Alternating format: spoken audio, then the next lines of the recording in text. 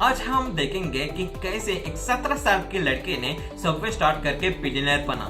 1965 में doctor Peter बक, जो कि एक न्यूक्लियर फिजिसिस्ट थे, उन्होंने एक कॉलेज स्टूडेंट फ्रेड टेलुका, एक्चुअली सिर्फ 17 साल के थे, उसे सैंडविचेस बेचने का आइडिया दिया था ताकि वो अपने ट्यूशन फीस भर सकें। डॉक्टर पीटर बग ने अपने $1000 इन्वेस्ट करके फ्रेड टेलुका के साथ फ्रिज पोर्ट कनेक्ट कर एक रेस्टोरेंट ओपन किया जहां वो फ्रेश और अफोर्डेबल सैंडविचेस सर्व करते थे। सैंडविचेस तो बहुत से लोग सर्व करते थे, लेकिन इन्होंने सबमरीन सैंडविचेस सर्व करना चालू किया और उनके रेस्टोरेंट का नाम ही सुपर सबमरीन्स ही था और बाद में सिर्फ सबवे। फ्रेश सैंडविचेस और यूनिक प्रेजेंटेशन होने की वजह से सबवे काफी ज्यादा पॉपुलर हो गया। ये ब्रांड इंटरनेशनल में भी बहुत हुआ और इनके सबके चलते डॉक्टर पीटर बक और फ्रेड टेलुका आज बिलियनियर है।